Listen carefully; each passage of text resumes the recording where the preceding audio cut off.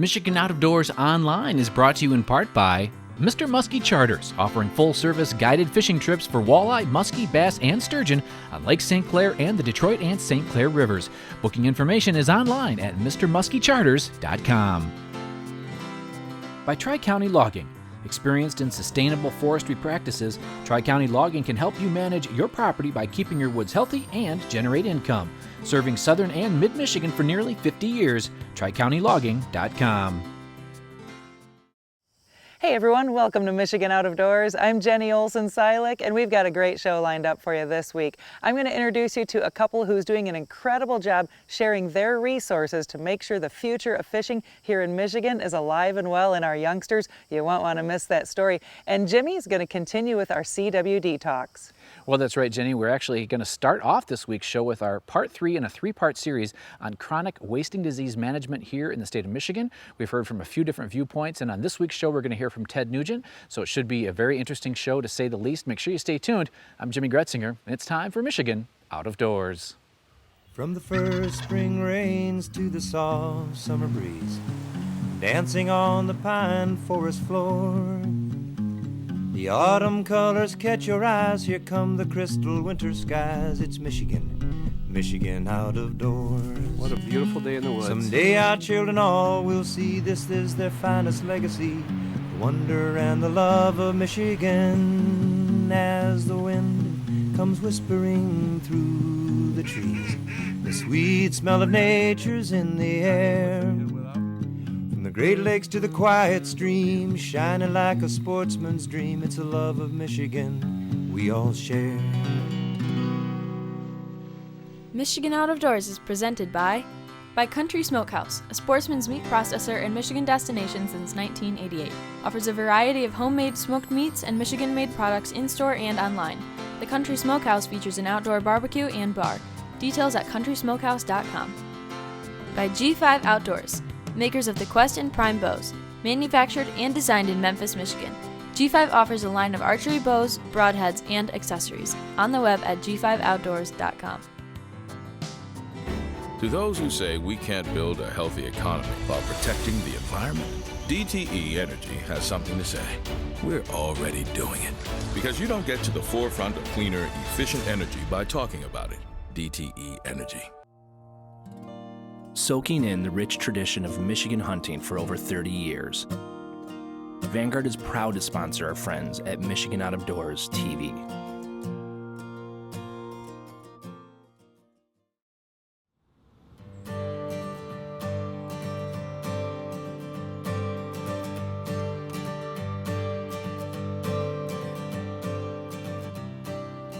Well, hey, we are here today with Ted Nugent, a old guitar player here in the great state of Michigan. Yes, a Michiganiac, full-time rock and roll backstrapper. And we're here on your front porch. We got the dogs running around. We just want to take a couple minutes of your time. Ted, this is a big issue right now in the state of Michigan. Deer management, CWD. I know you're passionate about it. What is your take on deer management and CWD and the ban of baiting here in the state of Michigan? Well, I wouldn't waste your time, Jimmy, to give you my opinions on it. I'll share with you the unbelievable amount of communication I get from families all across this great state. This morning at the feed mill, at the gas station last night, at the sushi bar, at Whole Foods in Ann Arbor. No matter where I go, they know Uncle Ted lives the outdoor lifestyle. They know that my life, liberty, and pursuit of happiness includes the great outdoors in Michigan, right at the top, right there with God, family, and country. So they approach me because they know that I've always been outspoken, because I actually believe that guitar players qualify as we the people. Boy, that's radical. And so I speak out on truth, logic, and common sense, galvanizing of the spirit and the belief system of hunting families in Michigan. And what they share with me is heartbreak. They want to go hunting and they want to perform their conservation responsibility to responsibly and adequately, based on sound science, harvest the surplus critters each year, showing value and respect for those critters. And the incredible economy associated with that, the food, the lodging, the hotels, the groceries, the supplies, the hunting license, the ammo, the tags, the permits. I mean, this Lots of stuff. huge life and death economy, I believe, in the state of Michigan. Everybody knows that it's billions and billions of dollars associated with the landowners that bought that land to hunt, that bought that tractor to plant food plots. The economy is way more than I think they've understood so far. Point being is those are the families that are coming up to me and going, you know, I only get to hunt a few days a year, maybe weekend here, opening day, and I like to feed deer to see deer. I hunt to be part of nature and to witness nature unfold before me, to get away from my business and my job and the stress of the modern world.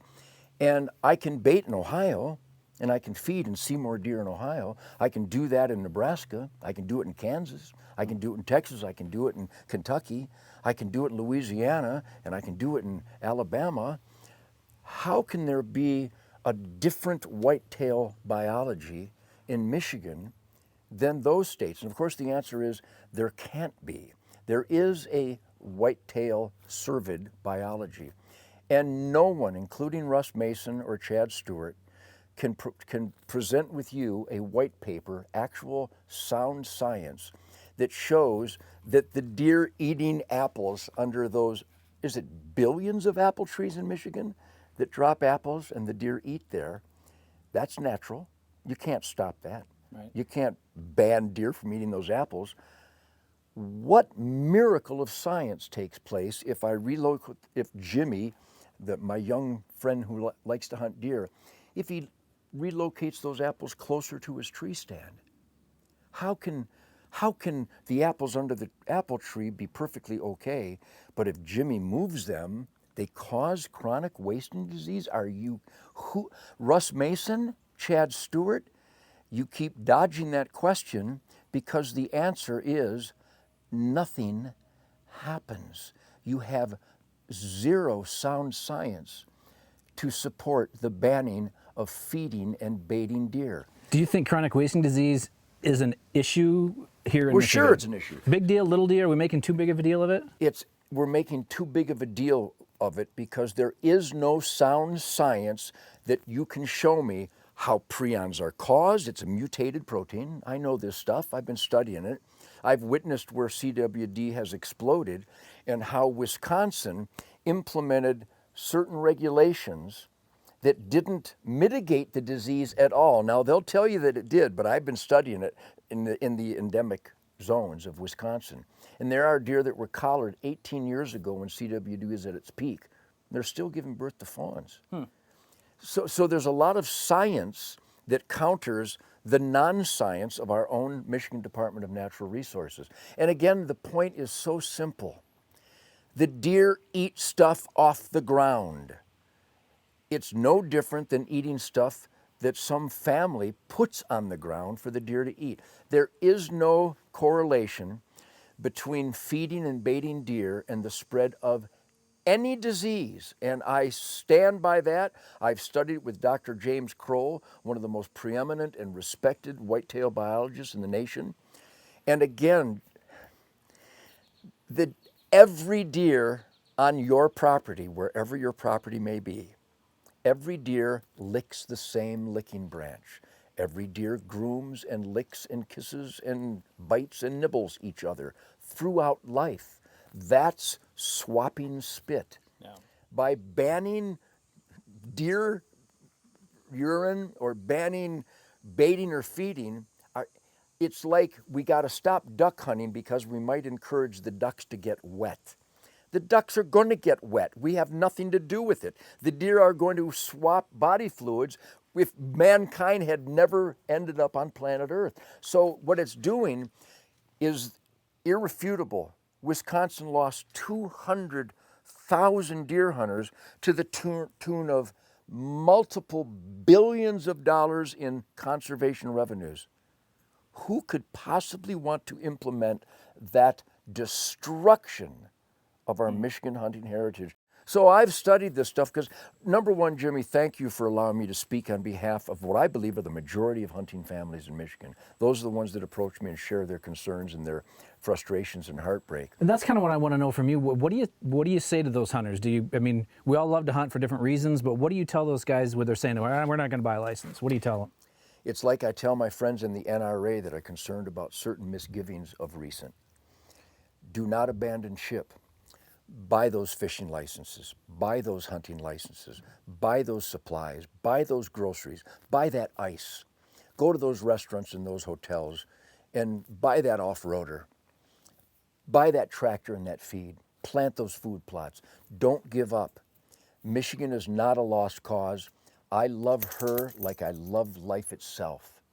I will never spend an October and November anywhere like I have for the last 70 years, except in my beloved Michigan deer woods.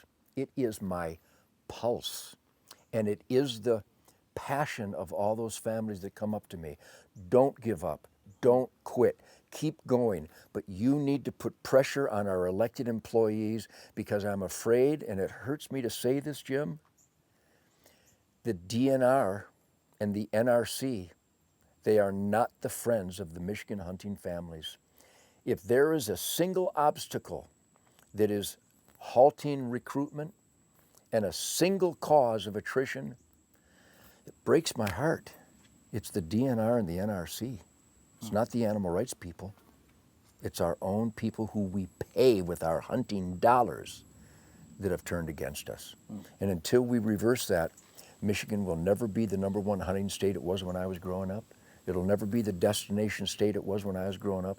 More non-hunters, more non-residents go to Indiana than Michigan. What does that tell you? And I love Indiana. I would like to go to Indiana, except I like my Michigan swamp better. We need to reverse the corruption and the dishonesty in our bureaucracies, and we need to roll out a red carpet to families who would consider going hunting and fishing, but when they read the regulations, they go, well, what does this mean? Yeah. I have to have my bow in a case on the way to the tree stand in my Polaris? Why? I'm going to my deer stand. Why do I have to have my gun in a case? I'm going to my blind. People ask me these questions. I go, there's no answer. Corruption, abuse of power, overregulation. So if you care about the future of conservation in Michigan, you need to start putting pressure on your elected employees and reverse these engineered attrition and engineered blockade of recruitment. And it really is simple how to do that. Make the wildlife valuable and attractive for participation. And right now, mostly because of the baiting and feeding ban, right now, it's not attractive to as many people as it would be otherwise. That's my take. It's not my opinion. It's my accumulation of people's beliefs, experience, and my lifetime. This is my 71st deer season. I was on my dad's back in October of 1949. I live this stuff. I want other people to have that soul-cleansing Michigan outdoors experience that has brought me so much joy and happiness and fed a lot of homeless shelters and soup kitchens with sacred venison. You want to encourage that and improve upon that, or do you want to deter and discourage that? It really comes down to feeding and baiting. It should be a choice. If you don't do it, if you don't like to do it, don't. But don't tell these families in Michigan they can't, because there's no sound science to support it. Well, I appreciate you and appreciate your passion. Thank you. Well, special thanks to Russ Mason, to Doug Roberts, and to Ted Nugent for sitting down with us and talking about chronic wasting disease. And I'm trying to figure out a good way to really kind of encapsulate everything that we heard over the last 3 weeks. It's about impossible to do. And if you missed part of the episodes, you can go back and check them out online. It was really interesting. And I think it was good to hear from Russ Mason and from the DNR's perspective, kind of the why behind the baiting and feeding ban, whether you agree with that or not, but you got to hear why they're doing it. I think from Doug, it was really interesting to learn that there's just a lot about chronic wasting disease that we just don't know. And I think from Ted's perspective, there's a lot of people that agree with him that say, you know what, the restrictions and the overregulation coming from the DNR is pushing people away from hunting and fishing and making it too hard to do it. And this baiting and feeding ban is just one more thing that they're doing to kind of make it harder and harder for people to deer hunt here in the state of Michigan. So wherever you are on this topic, I think it's important for us to take a step back and to realize that it's okay to have a difference of opinion. I know in this politicized world that we live in, it's either you're on my side or you're on the other side, but somewhere in the middle, there's got to be a common ground, because at the end of the day, all of us that care about this issue, we are all hunters. And we have got to do a better job of sticking together. If you want to see change happen here in the state of Michigan, there are ways to do that. You can go talk to the NRC, you can call your elected officials and make some change that way, but we as hunters have got to do and have to stop bashing each other so much. We do such a good job of just tearing each other apart, whether that's baiting and feeding for deer, whether that's bear hunters, whether that's bait hunting or hunting with dogs, or whether that's fly fishermen versus worm dunkers, whether that's crossbows versus vertical bows, you name it. We as sportsmen are very good at tearing each other apart, and the anti-hunters, they don't have to do a thing. They just sit back and laugh and watch us because we just constantly tear each other apart. So wherever you are on this issue, the people that think baiting and feeding is terrible, and the guys and ladies that think that we should be able to do it, we have got to stop bashing each other. There's ways to go about change, but we have got to do a better job of sticking together. There's all sorts of reasons why we love to hunt and fish. I know for me, it's just going out and having an adventure. It's about spending time with friends and family.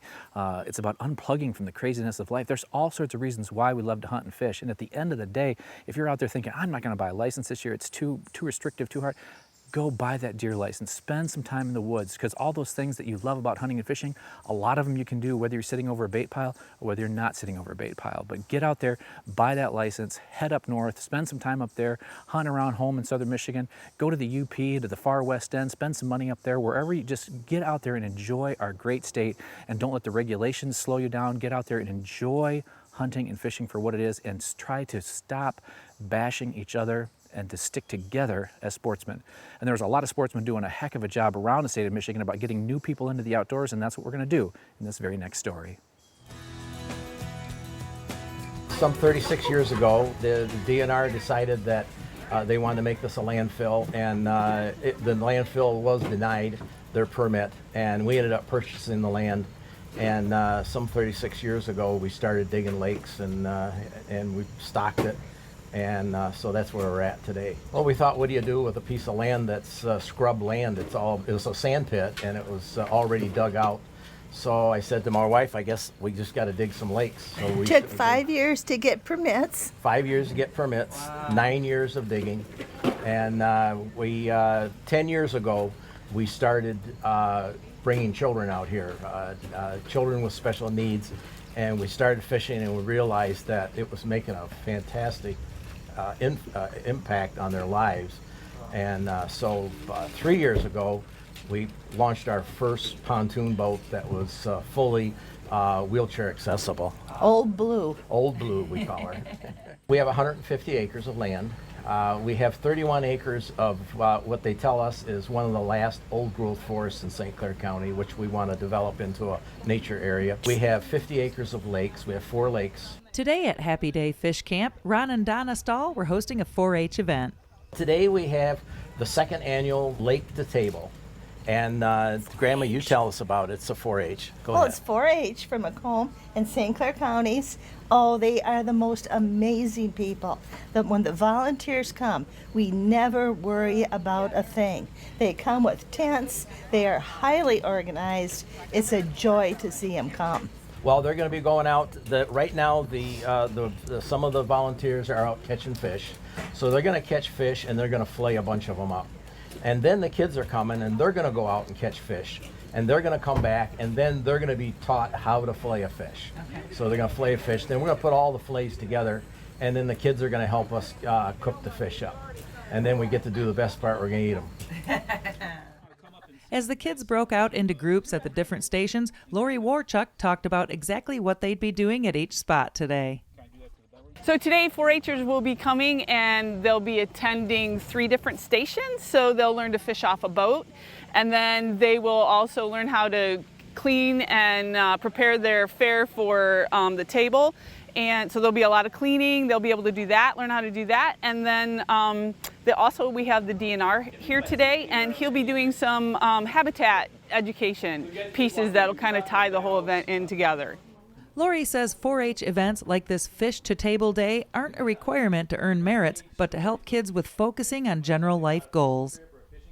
Actually, 4-H is kind of unique in that way. It's not like they earn a badge or anything. What they do is they work towards excellence, to mastering a project. So they can either sample things. So today it's outdoor environmental ed. Tomorrow it might be pigs. The next day it might be arts and crafts. So we offer a lot of different activities for kids to try. So there's something for everybody.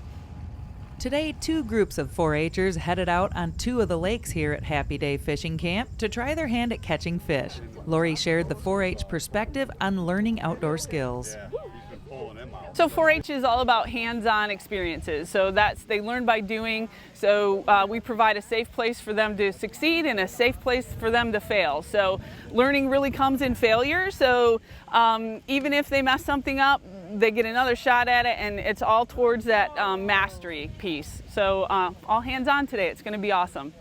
There were a few misses right off the bat, and then these young anglers started connecting with some beautiful bluegills, sunfish, and bass out here. This boat full of girls was having a blast this morning.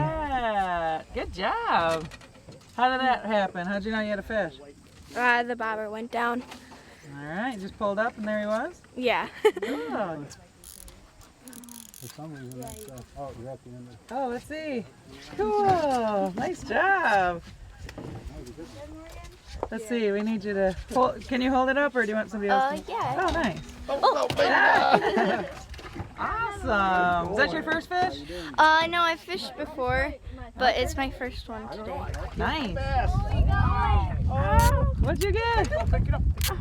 Oh, nice.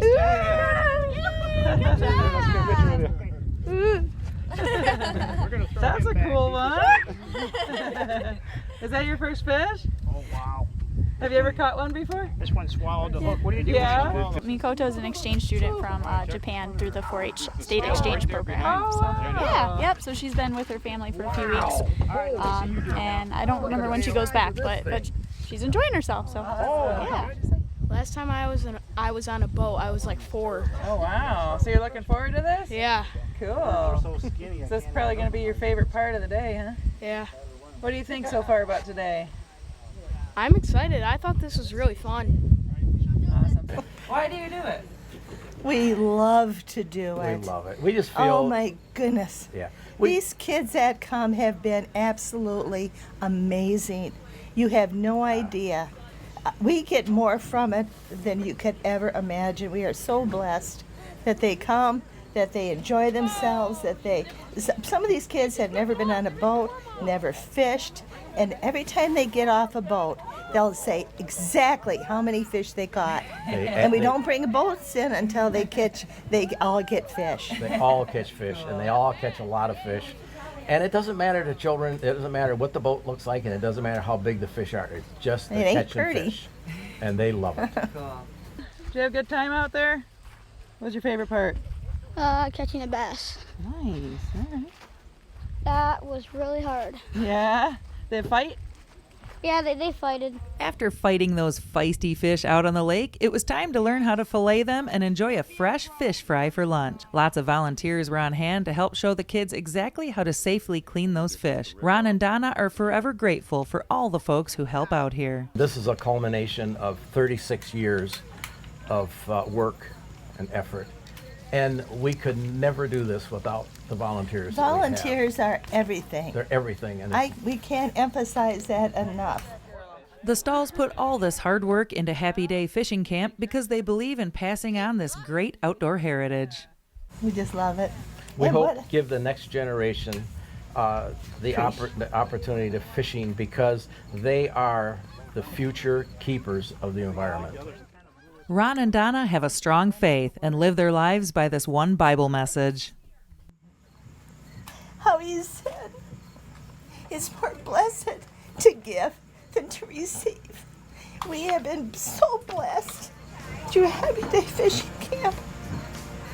The Stalls definitely give more than they receive here at Happy Day Fishing Camp in St. Clair County. Sharing their time, resources, land, and love of fishing is a powerful way to pass on our outdoor heritage here in Michigan's Out of Doors. Thanks for joining us this week for Michigan Out of Doors. Good luck to everybody who's taking part in those special deer hunting seasons that are happening across the state this weekend. I'll be in the woods with the camera rolling with a young man for youth deer season. We'll let you know how that goes. If you'd like to see where we are and where we're headed next, you can always check us out online. Well, that's right, Jenny. Online is always a good way to kind of keep track of us. Of course, our website is michiganoutofdoorstv.com. Full episodes of the show there every week. We're also on most of the social media platforms if you want to check us out there. And if you're ever on YouTube, you can subscribe to our channel there and get an email every time we post something new. So lots of good stuff coming over the next few weeks. The hunting seasons are underway here in the great state of Michigan. Make sure that you are getting out and enjoying what our state has to offer. And if we don't see you in the woods or on the water, hopefully we'll see you right back here next week on your PBS station. Michigan Out of Doors is presented by Greenstone Farm Credit Services, making recreational land ownership possible across Michigan and northeast Wisconsin. Begin your land financing journey at one of Greenstone's 37 locations or greenstonefcs.com. By EOTech, a Michigan company, equipping law enforcement and sportsmen alike with quality optics, creating jobs for Michigan workers. On the web at eotechgear.com. By Huron Lady River Cruises in Port Huron, offering daily sightseeing trips and private cruises for all ages. Sightseers will experience the International Blue Water Bridge, Great Lakes Freighters, the Fort Gratiot Lighthouse, and more. Huron Lady River Cruises on the web at huronlady.com. Closed captioning provided by Randy's Hunting Center, serving Michigan as Ruger and Leupold's National Dealer of the Year, and inventor of Ruger's 450 Bushmaster rifle. When I wander far away, a dream stays with me night and day. It's the road that leads to my home state. I am a Michigan man. Changing seasons paint the scene like rainbow trout in a hidden stream. The white-tailed deer in the tall pine trees. I am a Michigan man. I am a Michigan man. Ask where I'm from and I'll show you my hands. Lord above, I love this land. I am a Michigan man. From the Keweenaw down to St. Joe, Kalamazoo, East to Monroe, to St. Marie and back again. I am a Michigan man. I am a Michigan man. Ask where I'm from and I'll show you my hands. Lord above, I love this land.